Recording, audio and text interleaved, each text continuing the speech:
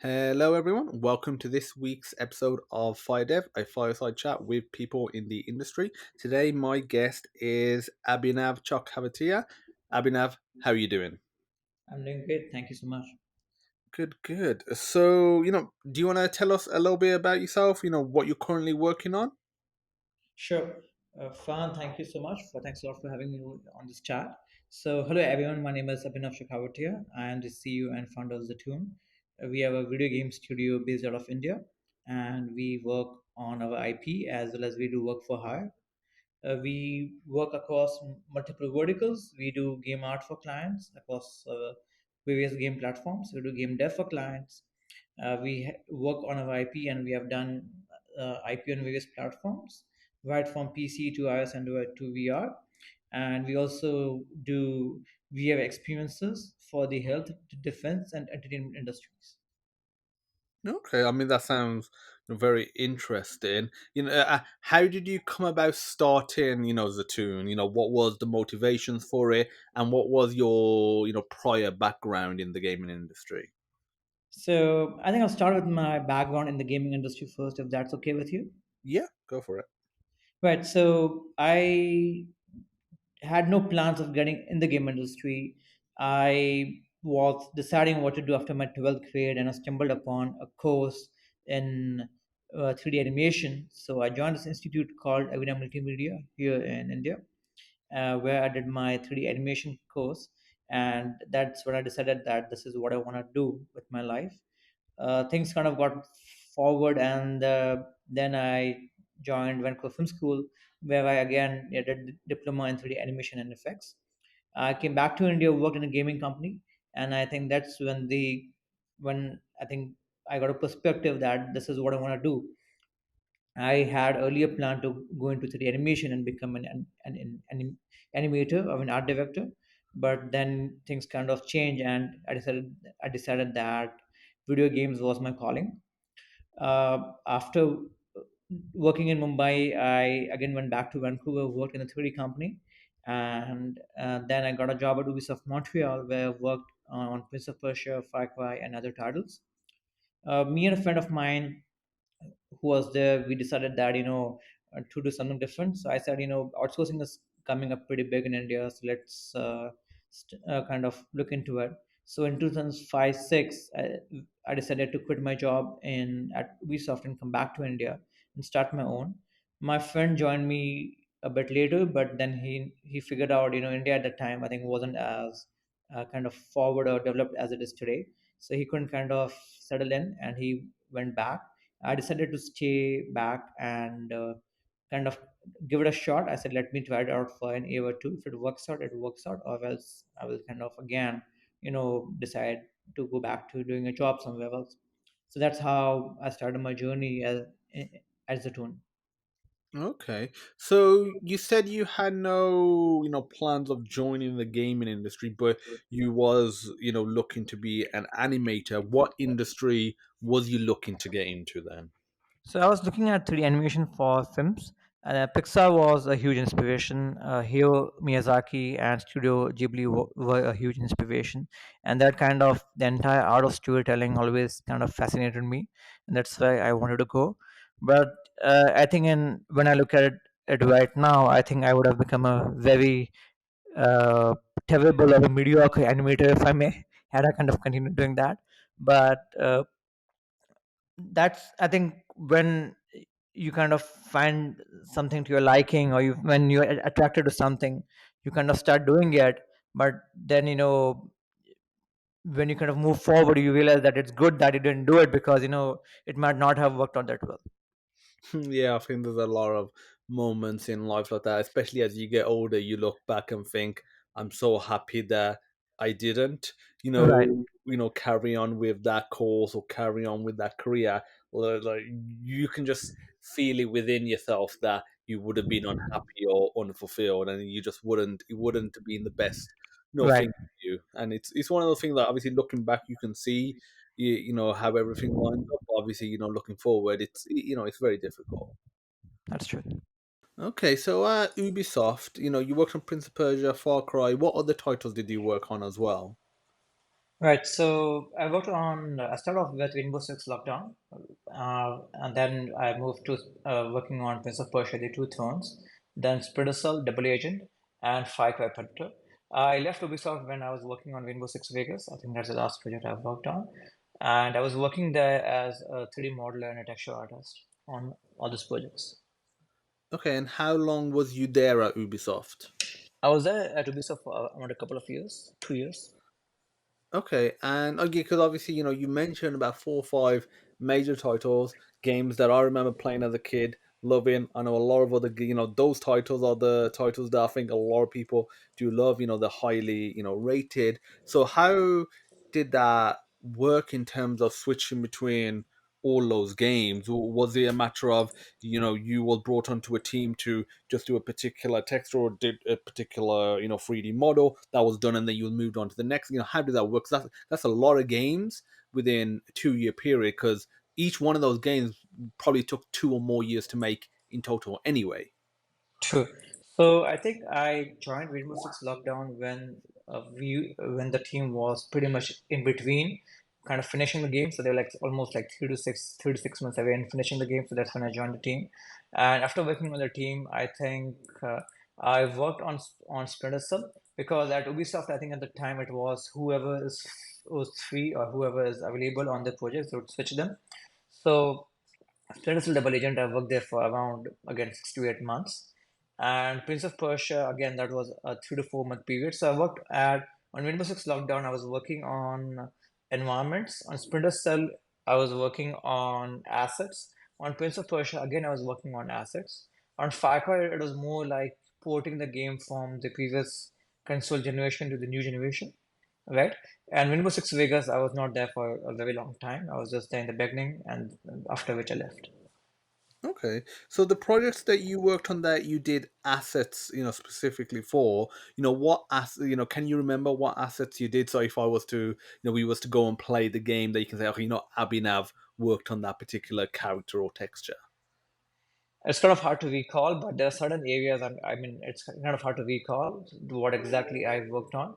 But in Prince of Persia, I worked on the balconies that were outside the environment.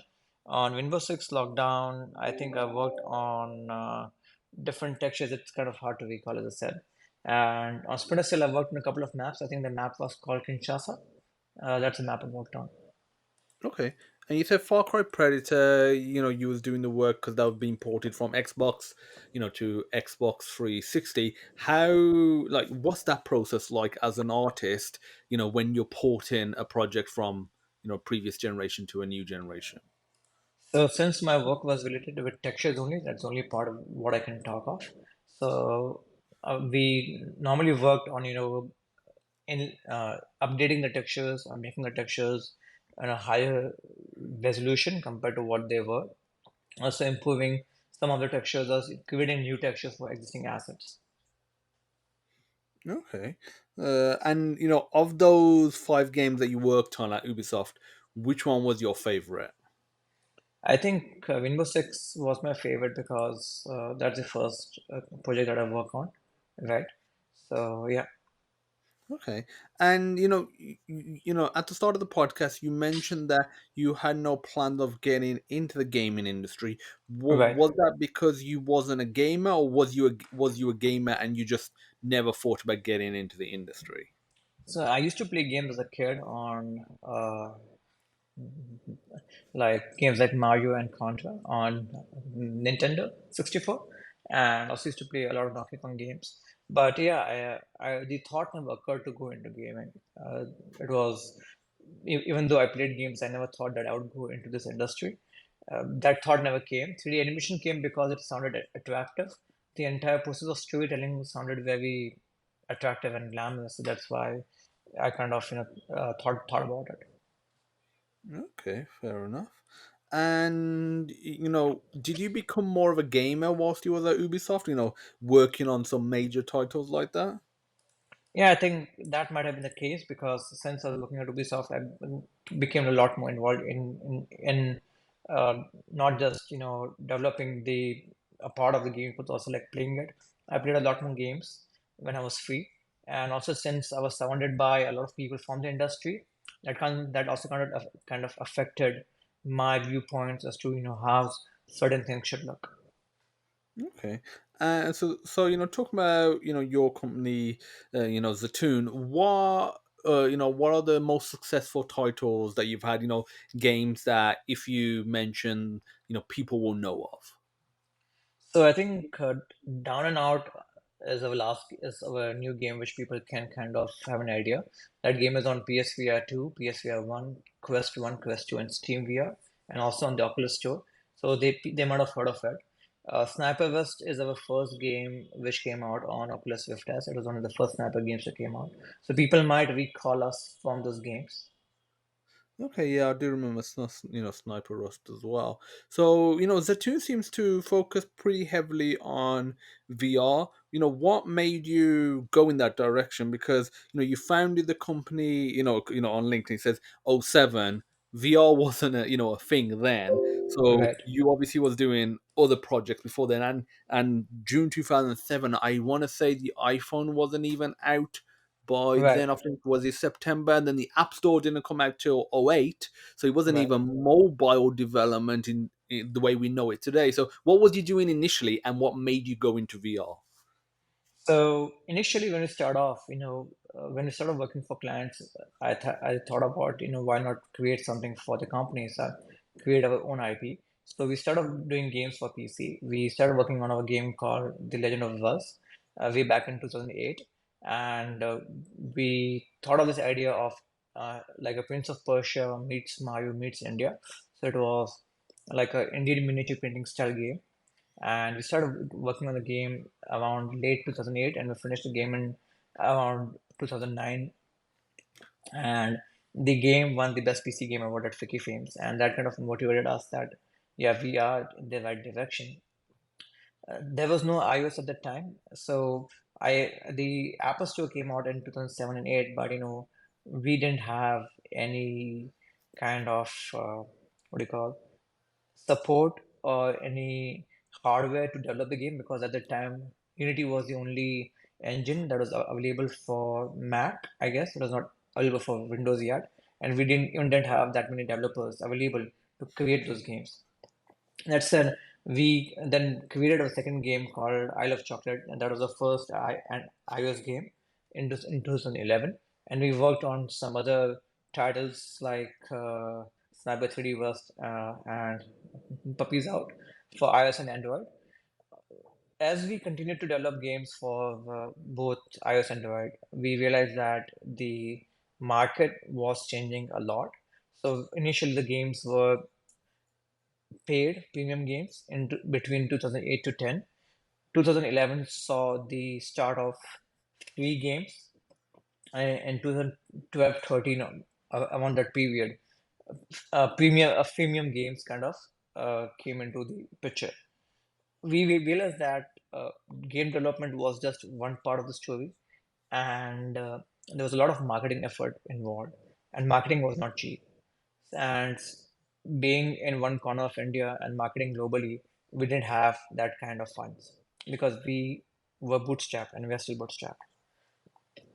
So we also thought that sooner or later you're gonna have so much competition because you're gonna have like 1,000 apps or games a day. So how do you compete, right? And also we were also, while I was happy making those games, we felt that we needed a bigger medium, a bigger screen where we could play these games. So in 2016 is when the VR initially started for us, and that's when I decided to kind of move into VR because A, there was less competition. B, it allowed us to make the games that we wanted to play. C, since the competition was less, the market was small, but that also meant that we didn't have to pay crazy dollars for marketing. Yeah, Oh yeah, like that's definitely something that a lot of developers, when they go indie, they want to make their own games, or even a tech project, a website, they make it, and they kind of subscribe to that old saying of if you build it, they will come. right. But the thing is, you do need to really market your product, and one you're fatigued, you're tired by the time, you're just mentally drained by the time you've made the product, and you've submitted it, and there's the possible back and forth with like Apple's policies and rules for getting the app store, the app live as well. So there's that hassle, to contend with once you've actually made it. But then you're fatigued, and then no downloads are really coming in, and you have to market it, but you don't know how, and you're kind of just stabbing in the dark. So yeah, marketing is definitely something that, and especially nowadays, it is very expensive to really go ahead against the big boys, and compete with their marketing dollars. But yeah, it is one of those things. But you mentioned Unity. Are you still using Unity for your games, or has that changed? Because you can use Unreal, for example, on Mac as well. So we are using Unity and Unreal both. We have been using Unity since 2011, and for the last couple of projects, we have been using Unreal. So we use both the engines depending. So we prefer to use Unity for mobile oriented or mobile VR headsets, and we prefer to use Unreal for console VR and consoles and PC. Okay, and like, which would you say you overall prefer, like the overall flow and experience, Unity or Unreal? If you had to choose one, just the overall development process, which one would you say is, I don't know, I wouldn't say easiest, but best in your opinion? So I think I would go depending on what platform I'm making it for. I would not use Unreal if I'm making a console game, and I would not use Unity if I am sorry. Let me put it this way: I would prefer to use Unity if I'm making a mobile game, and I prefer to use Unreal if I'm making a PC slash console game. There is no preference. I mean, both engines are equally good in their own ways.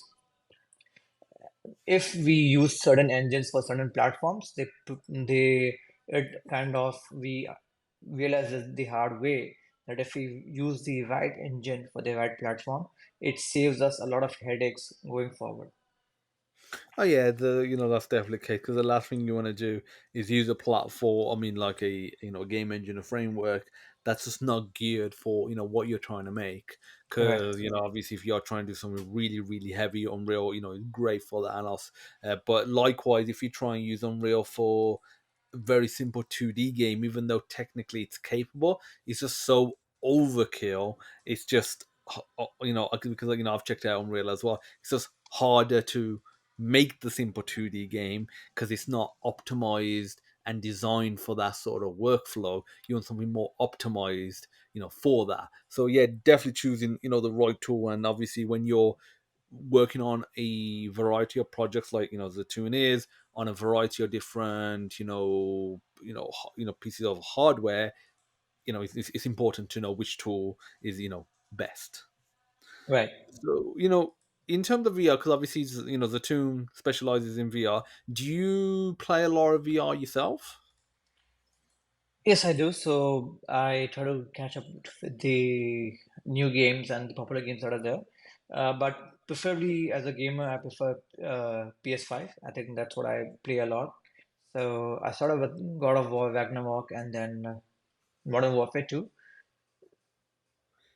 Are you excited for the new Modern Warfare that's coming out in what, 3 weeks, 2 weeks? Yeah, I think I am. And I mean, the amount of the quality and the benchmark that these games have is insane. So yeah. Oh yeah, like the obviously you mentioned God of War Ragnarok. I haven't got around to playing that. I'm still in the bunch of in the middle of a bunch of other games. Obviously, Assassin's Creed Mirage just came out a couple of weeks ago. I'm in there. There's Star Wars Jedi Survivor. I've still got to play that. Horizon VR and Horizon Two. Just a bunch of games. This is one of the things that happens as you get older. You have a family. You work and you have other commitments. You end up slowing down your gaming, but it is just one of those things. So Right. in terms of games, you mentioned God of War, you mentioned also Call of Duty as well, and obviously Modern Warfare, free's coming out. With the recent news that the Activision Blizzard deal has gone through with Microsoft for I think 69 billion US dollars. What's your Right. opinion on that acquisition, and what do you think it means for the future of the studios, and more specifically the titles and the gamers? I think that's for. I think going forward, I think I it's gonna be hard for new IPs to compete, right? Because I think everyone is pretty much aware that due to the Microsoft and Sony thing that went, a lot of internal news came out regarding how much the IP development cost, right? So for new studios to kind of come out and create that kind of impact would be less, right? But at the same time, I think it will not change much because a lot of Microsoft IP is still available to play on PlayStation and will be continued to kind of go moving forward. I think even Modern Warfare, Call of Duty series, I think they kind of promise that they will not stop them or from being multi-platform. Yeah, I mean, my view is a bit more. I don't know whether I'll call it realistic or definitely cynical on that. I know they've said they're gonna keep it multi-platform. One, it's only for a X amount of years, but two, even if they keep it multi-platform, I think they'll provide incentives, or a lot of incentives. I don't think with Modern Warfare 3, because that's it's just recently the deal has wrapped up, but Right, probably next year and the year beyond in 2025. I know the game, but let's just talk about Call of Duty, where that, even though you can buy it on PlayStation, they'll do something like where you might be able to get it a day early or a week early potentially if you subscribe to Game Pass, right, Ultimate, for example. Or it's a matter of it's on the same day, but if you have an Xbox and you subscribe to Game Pass, because the reality is, if you have PlayStation, you're probably subscribing to one of the PlayStation Plus tiers. If you have Xbox, you're subscribing to one of the Game Pass tiers, and you'll say, okay, I could get PlayStation Plus. I'm not getting their own titles like the latest God of War, the latest Gran Turismo, the latest Horizon, on it on launch.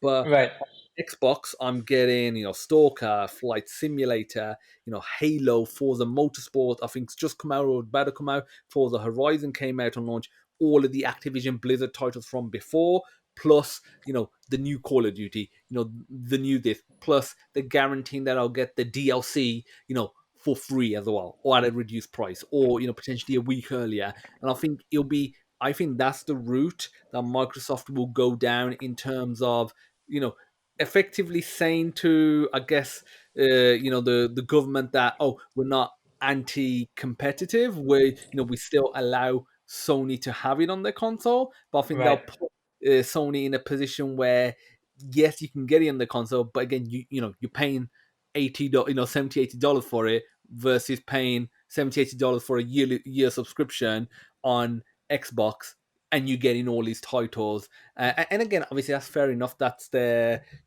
one of the reasons, why they paid 69 billion dollars for it. But I think they will, you know, really be able to do something with this that can really turn it around for Microsoft, because Sony's been killing it in the console space. Obviously, Nintendo does their own kind of thing. They kind of stay independent with, right, with the console wars. They try to kind of compete with the Wii U, but I think they realized that their weird, quirky side sort of project style of things is where they're good at, because a lot of the time it is a matter of, okay, I'll get Xbox or PlayStation, but I'll have Nintendo console as well, instead of saying, okay, I'll get a Wii instead of a PS3. The decision isn't as clear cut with the Nintendo consoles. But yeah, with Microsoft, it's going to be interesting how they play that over the next few years. Then they got the PC market as well, where you have Game Pass, and then being able to get games, and then the crossover. And I think the other thing is, you already saw it with Minecraft. I know a lot of people have said that Minecraft is still multi-platform, but they had issues on the PlayStation platform. On top of right, that, like the HD pack or the 4K pack, whatever it was called, and some other stuff. either isn't out on PlayStation or it came out later. So it was like if you wanted to experience certain parts of Minecraft, you could only do it on Xbox, and that was the definitive, platform to have it on. And like Minecraft was just one game. Now with all of these games, and then like in all the Call of Duty just soon, will be coming on Game Pass. I can guarantee that all of the, what else is there? You obviously got Diablo within Blizzard. You've got id Software as well. So a lot of the games are already on. So a lot of the Bethesda stuff, but even more of that. So it's gonna be a major, potential win for Microsoft. I think if they play this right, they could really flip the table and become the number one, game contender. I think the what's interesting is you've got Valve coming up with their Steam Deck, which has done really well. Gamers love it. They've got a huge library. I think Valve could potentially be the sort of side player that comes in and takes the number one spot in consoles in the next 5 to 10 years if they play it correctly as well. I mean, what's your opinion on the Steam Deck? I think Steam Deck is interesting, and I think it opens up a lot more options. Also, I think it gives indies one more platform to be on, uh, Hmm. because right now, and in terms of handheld, I mean, PlayStation had PS Vita, right? I think which was there, and there was Nintendo Switch. Nintendo Switch has its own kind of audiences, but people who are looking for something in between, say a bit much more than just playing games on mobile. I think Steam Deck opens that options. Also, since uh, it's from Steam, there is no need to kind of download uh, additional hardware or new games. You can just kind of just play from just choose from the library of games that are on Steam. So I think it makes it much more interesting. And I think a lot of people didn't expect Steam to be or Steam Deck to be this much successful, but it kind of is right now.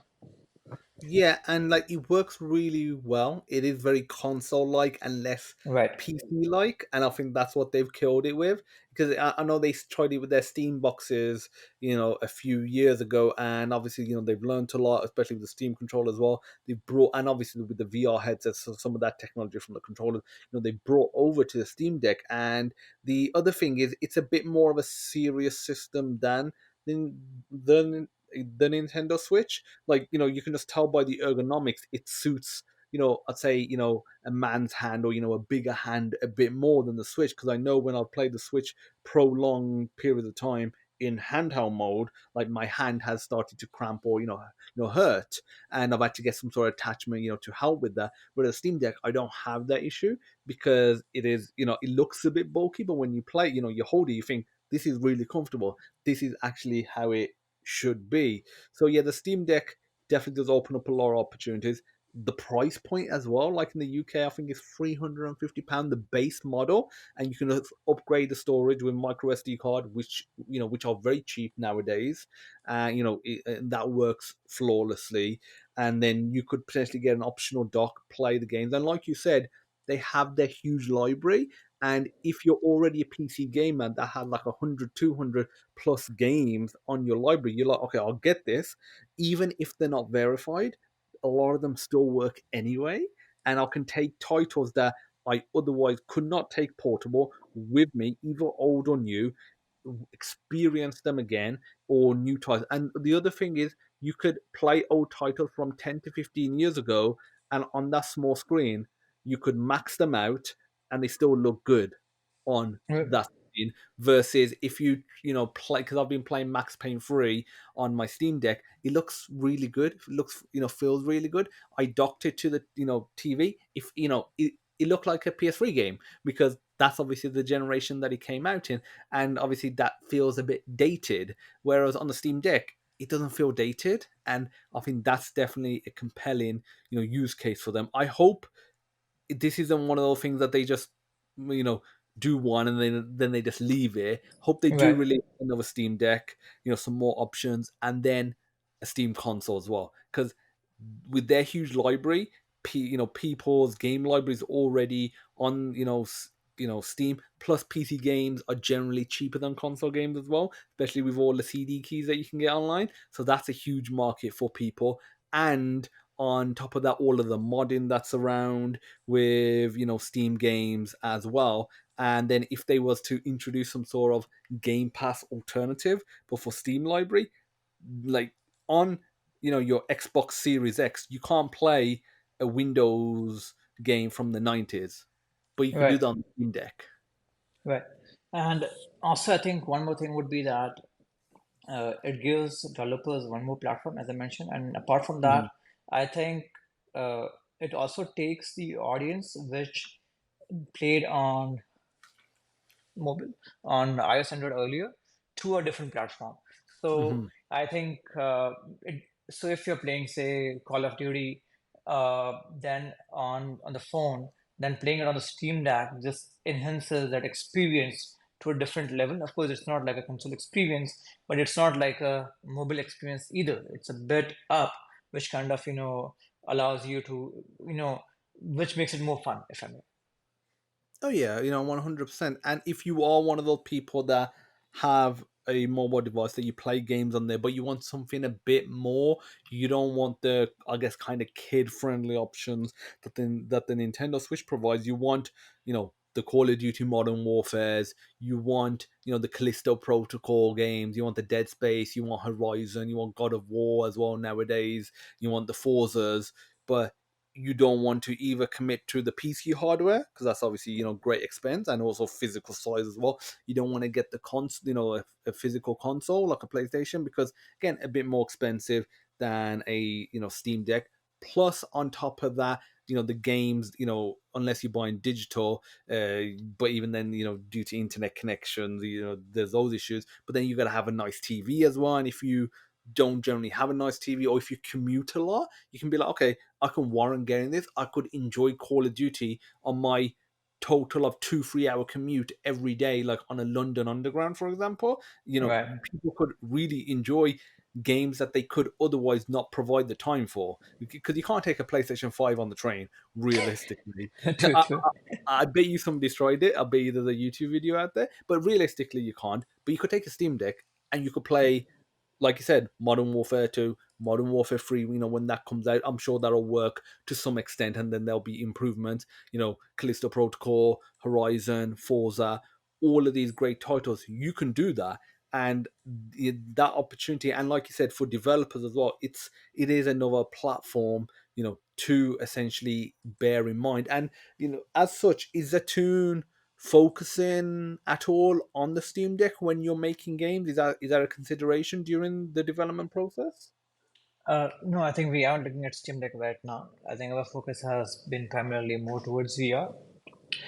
Because for Steam Deck, we don't have any, we only have a very old title of ours, the first title, The Legend of Us, which might work with Steam Deck because all the other titles are mostly VR based titles and you require a VR headset to kind of play them. But that said, I think for future titles, we might look at Steam Deck as one of the additional platforms for the games. Okay. And so, as founder and CEO of Zatun, what does your, day look like? Are you still doing any sort of art or development, or is your just all management and networking these days for you? So I think when I start off the tune, I did have some time for doing some art and a bit of dev, but now it's mostly managing and juggling different hats, right? From talking to clients, making sure the projects are going on smoothly, to checking on the games to see if we have the games ready for release or or the game production is going on correctly, to looking at customer feedback. So a lot of different things going on at the same time. So I don't have a specific thing that I would, kind of follow it throughout the day. Okay, that's fair enough. And you on LinkedIn says that you're also a director at Hello Metaverse. Right. What is Hello Metaverse and how does that play in with Zatoon? So Hello Metaverse is my second venture. So Hello Motors is a joint venture between a company in Japan called Hello Freedom and Zatun. And my other director, they have a lot of experience in VR and entertainment, and we have experience in VR and games. So we are working on a product for metaverse in India, which kind of combines our experience from games, entertainment, and VR. So we are looking to bring this product. It's currently in the MVP stage, and we are looking to bring this product into India for the Indian audiences. Okay. And it says that, exploring technologies like blockchain, NFTs, cryptocurrency, AI. So let's get on to AI. That's been a big discussion, over the last few months with ChatGPT, Dolly version 3. You can use that if you have ChatGPT for, like, if you're a paid subscriber to it in beta mode right now. Like, what's your opinions on ChatGPT, and how is Zatun and Hello Metaverse using ChatGPT and other AI tools? So Chat GPT, I think it's pretty important. We look at it for quite a bit of ideas and some other technical details or other technical information. We also use other tools. We use Midjourney for conceptual or concept art or art style or basic getting an idea of the overall art, or just for ideation purposes, if I may. So we use these tools mostly for ideation and on the concept part of it, right? Okay, so on the early stages, instead Right. of having a few meetings, and then concept artists going back and forth a few times, and creating something for you to look at, you can pump it out within potentially minutes and be like, Right. okay, that's kind of the direction we want to go for, and then the concept artist doubles down on it. Right. True. So also with the overall art direction, so suppose if we are creating something for a game, then we'd at least like to have an idea of how it looks. So suppose if we are creating an environment for, say, a fantasy game, right? So just looking at different ideas, because from a concept art, the concept artist might take quite a bit of while to create that. But with Midjourney, it becomes a lot more easier and simpler. It's like a 5-minute job. Also, it kind of helps us narrow down in which direction we want to go. We also use some other tools for skyboxes to create skyboxes in the game and to create very basic environments just for, again, for basic level design, right? Coming to ChatGPT, we mostly use ChatGPT for, say, to understand other technical details that are there when developing a game. Also looking at, say, maybe some ideas as to how to improve current gameplay or some other game features. Right. Okay. Do you use it, you know, as a part of the technical stage at all, in terms of the programming and that side of things, or have you not explored it within that side yet? So we haven't explored it on that side yet because with ChatGPT there is a concern that whatever data you feed it, that data might be available somewhere else because we don't know, Mhm. because ChatGPT basically feeds on all the data that it gets, right? And a lot of code that we have is our own custom code, so we don't want to feed that code to ChatGPT and kind of have it out there, if I may, right? So do look at certain snippets, if I may, to kind of clarify those, but we haven't kind of gone in depth and asked ChatGPT to go through our code and figure out what the errors are, or to suggest a better way to do it, because that's something that we don't want to do. Okay, fair enough. And, like, where do you see technologies like ChatGPT in the next 5 years? So I think it's going to be an integral part, I mean, everyone knows that with ChatGPT and other AI tools, a lot of industries have been impacted. We ourselves, we used to hire interns from different colleges, which we stopped because it doesn't make sense to hire and train those interns on concept art and other basic uh, art creation tools, because you now have Midjourney and other tools to do it. So ChatGPT, Midjourney, and other tools, especially tools that help create environments quickly. or tools that help basic game functionalities and mechanics, they will change a lot of things. They will become an integral part of the entire game ecosystem. There are already tools out there that allow uh, users to create art from images, sorry, to create 3D models from images. So that might, even kind of make it easier to create art pretty quickly. Now, there was a lot of question on the uh, copyright for AI tools, so that's one reason the industry hasn't exploded fully. But going down, I think we are going to see a lot smaller teams with one person or a couple of people dedicated just for AI related work. Okay. And you obviously mentioned that certain people like interns that you were hiring for some of those earlier stages of artwork that you don't hire now, because Right. obviously AI tools have been able to accelerate that process significantly, and obviously save costs. Have you had any pushback for making that decision, either from the typical areas like the colleges and the universities that you hire from, or the the recruiters, or internally? Because obviously that's a major decision to say we're not really going to be hiring these people anymore, and we're going to be using AI tools instead. So I think for us, since we have a studio, we also use uh, we have people who do game art, game development. We have people who do game design. We have marketing guys. We have SEO people. We have people who do who create levels, right? So we have a lot of different people in the studio. So we have stopped using, or we have kind of, AI has also made it easier for content creation. AI has also made it easier for SEO.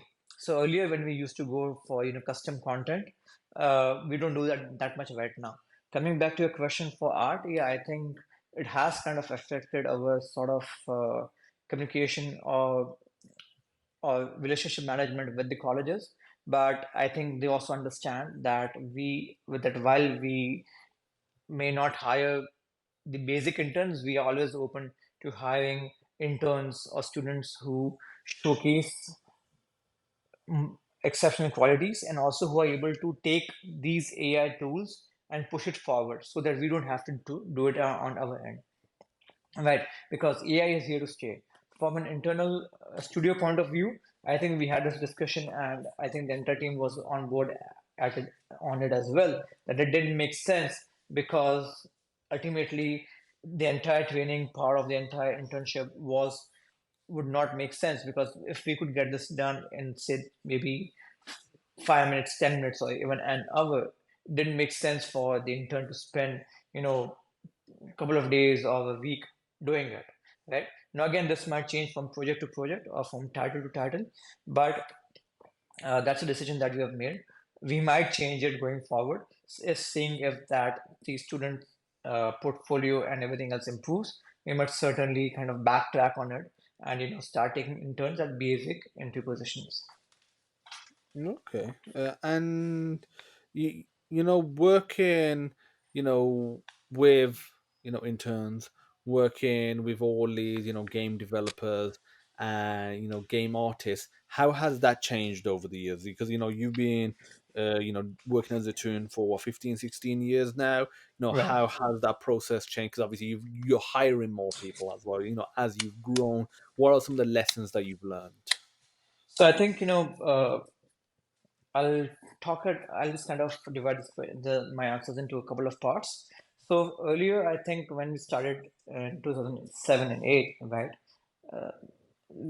it was just enough for an artist to know maybe a single software. So if they knew 3D Max and Photoshop, that was it, right?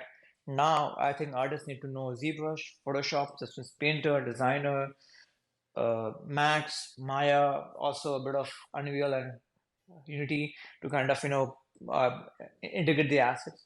So the amount of softwares that the artists need to learn has increased a lot, right? But the basic skills haven't changed. So earlier also we used to prefer artists who had a background in fine arts. We do the same now as well, because we believe that if you have, I mean, software is something that can be taught. Art creation is something that cannot be taught. That said, we have had artists who are really good on the software side, who have made created amazing artwork, but were not didn't have an art background. But those were exceptions, not the norm.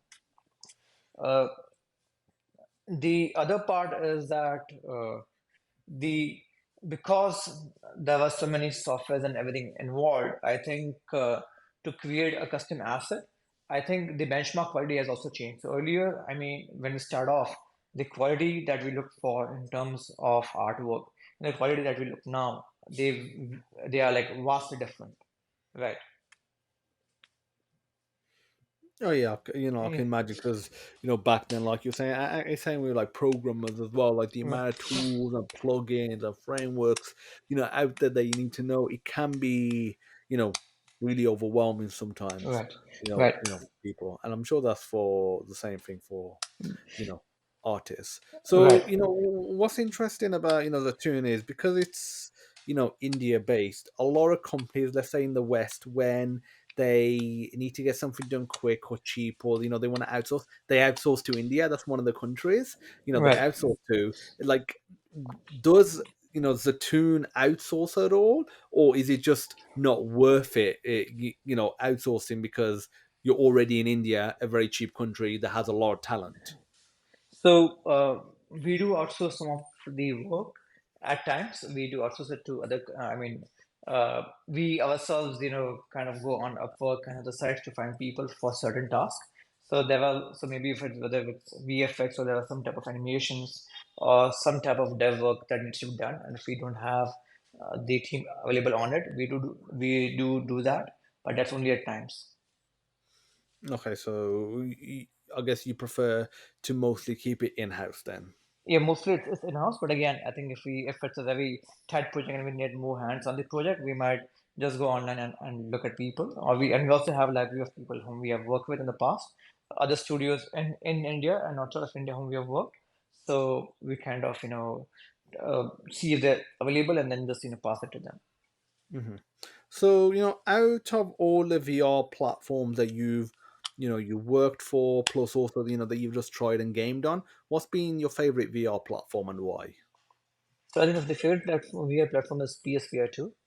I think it allows it does kind of change a lot. So we also realize that when we released our game Down Out, we didn't we didn't have a clear idea of the audiences, but now we realize that the audiences that plays on MetaQuest 2 is a totally different audience that plays on PSVR 2. And I think PSVR 2 is just amazing because the graphics and what it allows and the immersive that it offers, it's great. Quest 2 is great as well. Uh, I mean, Quest 2 is what kind of, has pushed the entire VR industry to where it is now. And I haven't tried Quest 3 yet, but that is something that I'm really looking forward to try, especially the MR part of it. Okay, and like you said that there's a difference in the type of gamers that will play something like a Quest 2, headset which is standalone, has obviously the Oculus ecosystem versus the PSVR 2. Like, what are those differences in gamers? I think in terms of gamers, I think and the audience on PSVR 2 is a lot more demanding. They have a lot higher expectations, and the audience is mostly console. So the audience that plays on PS4 2 is preferably, I mean, they would be playing other games on PS5. But the audiences that have a Quest might not necessarily be playing on a console. For them, Quest might be just be the only headset that they have, or might be more of a casual audience, if I may. They prefer while they prefer action games, the audience is open to accepting different types of games and different types of art and different levels of the game quality. Whereas the audience that's on PSVR 2, they have like really high expectations in terms of gameplay, game quality, everything.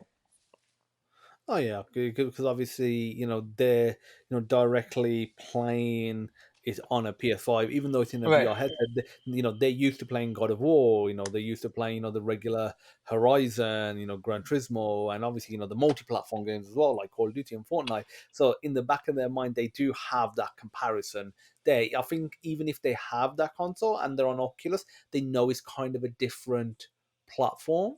Right. And they can mentally separate it, but I think with PlayStation, it is harder to separate it. And I definitely know that when I play PSVR, or 1 or 2, I prefer to play seated, Right. than standing. I know partly it's the cable, but partly I think it's because when I'm in the mode of playing a more, I guess, sort of deeper, richer, or hardcore game, that the PSVR provides. I'm usually like on a PS5, I want to sit down, enjoy the experience on my TV, and I think that's the same with the PSVR too. Whereas on Oculus, I'm more open to standing up and playing, while standing up. Have you noticed that sort of difference in the audience as well? So I think our games can be played both seated and standing up. So, but yeah, I think what you're saying is true. I think there is a sort of difference in terms of the again, it would depend on the game as well. I mean, if a game allows a seated kind of an area or not. But what you're saying is correct. I think some people, I think especially those who have been playing VR games for long, they would be okay with it. But for new people, I think that they would probably prefer it standing rather than seated only. Okay. And like, what's your personal preference for VR? So I personally prefer to play standing because it allows more area for it allows more movement. Okay. And like, what's your favorite VR game, that you've played? I think it's got to be Pistol Whip and Pistol Whip 2, and it's got to be Beat Saber and Horizon. Yeah. Oh yeah, like Beat Saber is one of those games that I find it's really fun when you show it to people. They're intrigued, but they might be a bit reluctant to play it. But when they get into it, they really love it, and it's such an easy one for people to get their head around how to play it. Yet there's levels in terms of difficulty as well, and the fact that they can listen and play the beat to some of their favorite songs, and then you can obviously modify it on Oculus, for example, and put custom songs on as well. So I think there's definitely a lot of fun experiences there, and Horizon, great game as well to play. Obviously, slightly different style of experience, but amazing game. I need to get back to playing that. I mean, number two, and also the VR one as well. Yeah, So right.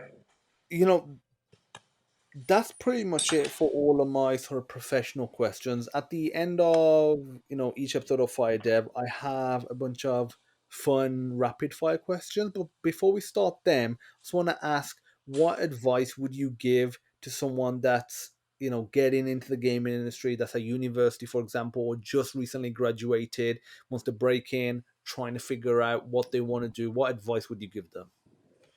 I think I would ask them to uh, connect with as many people as they can, network as much as they can, keep what do you call keep up to date with the latest industry trends, and also learn to pivot. Because if you don't pivot in this industry, then if you just keep on doing what you've been doing, I think you might just become obsolete, right?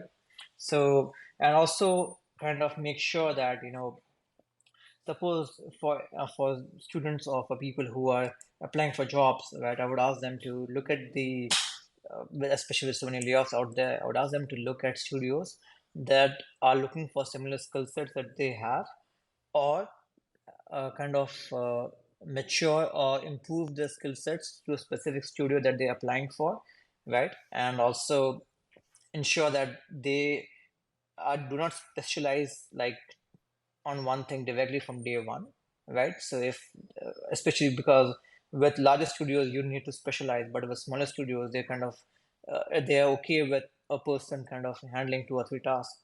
So not specialize like on something. If you're just creating stage modeling for props, just work on that. Also kind of work on something else, because if you're doing props modeling, then there are hundred other people doing props modeling. But if you're doing props modeling, if you're also doing a bit of environments, if you can also integrate those assets into the game engine, if you can also do a bit of asset animation, right? If you can also create a custom textures, that kind of pushes your portfolio to a different level compared to the other 100 people who are applying to the same position. Oh yeah, I think that's good advice. Talking about the networking side of things, how would you recommend, best to go about that in terms of increasing your network, connecting with more people? So I think connecting on LinkedIn is good, but I mean the person whom you're connecting to is connecting with 100 other people, right? So attend industry events, attend local events. There were gaming meetups pretty much everywhere. There were a lot of local. Uh, uh, there's IGDA. So in India over here in Ahmedabad we have Ichai, we have the industry entrepreneur, we have other non-gaming I think organizations as well. So join those as well because you never know whom you'll meet, right? So join and network as much as you can and whenever you can, right? So that would also kind of help you to connect with other people and also kind of understand what's going on in the game industry. Because a lot of colleges and courses they don't teach or whatever they teach kind of becomes obsolete by the time you kind of uh, get out in the or you get in the industry, right? So it's better to talk to people who are in the industry as to what is required or how you can improve yourself or what they are doing, right?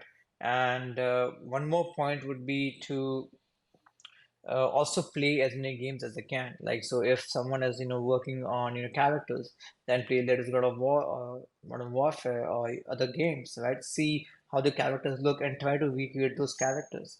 Understand and play games not just from a what do you call not just from a gaming point of view, but also from a creation point of view.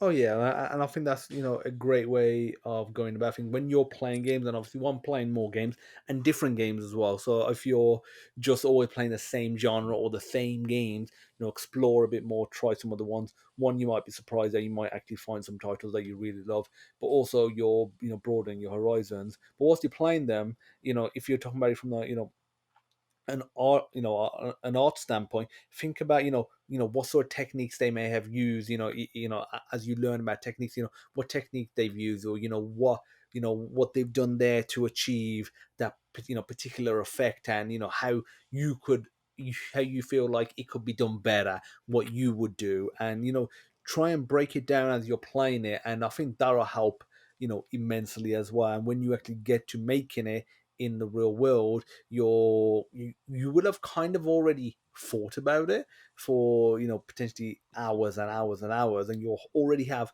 experience, just conceptually in your head. Right, that's true. And also, I think suppose you're applying to a particular studio, right? I think what would be good is that create characters that the studio has. Or suppose if you're a character artist, and if you are a texture artist, or if you are an environment artist, or a props or an animator, right? Create something. And if you're applying to a specific studio, create something that they have done, and maybe present it in a different way to get noticed because the biggest challenge right now for everyone, not just a student, an intern, or individual, or a studio, or company, or any organization, is to get noticed, right? So if you can get people to notice, if you can get people to kind of uh, if you can get discovered, if you can get people to get noticed, then I think you have a much better chance of success, right? And one advice would be there that if you're trying to get in, right, just pick any job that allows you to get in. If they have an open position for QA, jump into QA because once you're inside a studio, then you can always kind of switch from QA to art or QA to dev or QA to uh, game design, right? But if you're trying for game design and if they have a very strict benchmark, you might never be able to get it. So just figure out any way to get in because once you're inside the organization, then you can always move your way around. I mean, this is just my opinion on that. Yeah, no, I definitely think that's a good way to approach it, because sometimes you might not.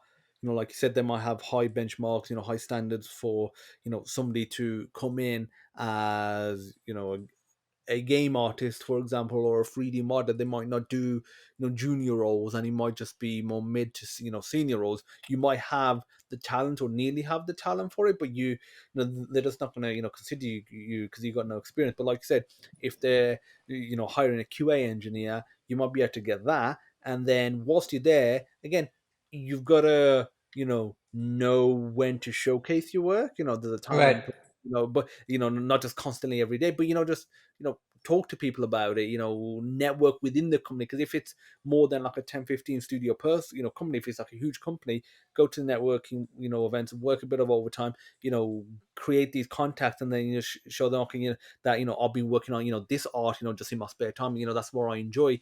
And then after a year or whatever time, you can start to have that serious conversation, and they might just come to you directly and be like, okay, you seem to be into art, we're hiring for this new position. That is possible as well. So yeah, definitely do that. Plus, the other thing I want to add to that is some people get it in their head that they want to work for a particular company. It has to be that company. And yeah, that's great. And one, you might be able to get there, but you getting there might be a journey. You might have to Right. work for a studio that's lesser known and on a title that's lesser known. Do that. You might get 2-3 years experience in game art. Then you might go to another studio, and then you could apply to that studio, or you might get contacts of somebody that works at that studio, through networking events. But because you're already in the industry, they're like, oh, this isn't just some random person that's just trying to get into my big studio, Ubisoft or EA. They're somebody who's already working in the gaming industry. They've showed 2 to 3 years of experience on a title that we've heard of. The average person may not have, but as like a studio executive or a HR person within one of those big studios, we know about it. And that's interesting, and you can network that way and get in, instead of saying I have to work for EA, I'm only going to work on Battlefield. And I think you'll be very disappointed if you go down that route and don't apply to some of the roles. I think I agree, and that's correct because if you kind of just put your head on just a single studio, a single game, I think they might not even be having junior positions, and whatever they hire might be pretty big, right? So I think also one of the facts would be that suppose someone is planning to join a particular studio and on a particular kind of a game, what might happen is that suppose that studio laid off people on the game. Now there is no chance that you could get in because they have already laid a certain bunch of people, right? And even if you had a good chance to get in with all your contacts, all your art, all your dev, whatever, you don't, because that project is kind of uh, cancelled, or that team is laid off. So rather than going that route, I think what you said is correct. Just kind of get in the industry, take any job you can get, right? Because once you're inside, then you can navigate your way through and reach where you want to reach, right? Oh yeah, like and the thing is crazy, but I've had friends that have just got their you know the mindset on they want to do this particular specifically, and I find most of the time it doesn't work out for them. And it might even be a certain industry, and art is a bit different, but let's say being a programmer, I know I've known people that at university said they only want to work in the gaming industry.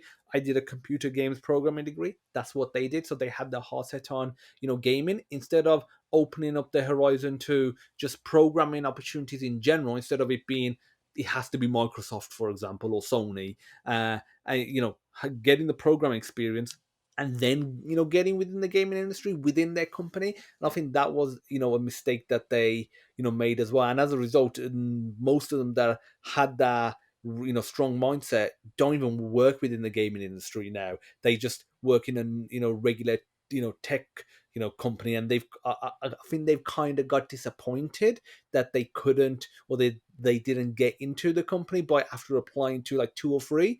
And I think that's another thing as well. Don't just be strict to that one particular industry. You could always weave back in. It's better to get 2-3 years of experience in another industry but still doing what you want to do, than not really getting any experience in any industry. I agree, and I think a couple of points here. I think software or IT kind of pays more than the game industry does. So if you get a job there, at least one part is solved out, and if you do get a job there, at least your software skills are still there. They might not be for games, but at least you're doing something related to what you learned, right? And you can always switch back to games. The other point would be that even I myself, I didn't start my journey from the game industry. I was working as a 3D artist in a web company, as I worked over there on the side, I was also working on my portfolio, building up my portfolio, and that kind of got me freelance gigs at EA. That kind of got me noticed at other companies, right? So the idea is to take any job you can get related to whatever you're doing remotely, so that at least you can get started. Because once you start, then you can figure out where to go. But if you keep waiting for the right time and the right company, I think that never happens. No, it never does. Or you might realize you get into that company and it's not what you wanted it to be. Right, Right? right, right. That happens as well. Or you get into a company that you wasn't that fussed about, or a industry, and you end up really enjoying it. You like the people that you work with. You find, the projects really fun, and you think, if I had just stuck to my mindset of this just one company or this one, industry, I may not have discovered this. So it's sometimes you might not even end up being where you wanted to be, but you end up being in a better place. True, true. And also, I've had friends who have worked for really large companies, game studios, and they are just working on one part. So if they are working on creating heads, or for different characters, or for a sports game, that's what they're doing. If they're working on doing UV or texture for a certain part for a game, that's what they have been doing.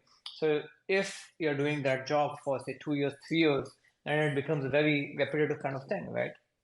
And so just because you want to get into something, you might, even if you get into there, you might not get the position that, or the creativity that you had sought for, or that you had asked for, right?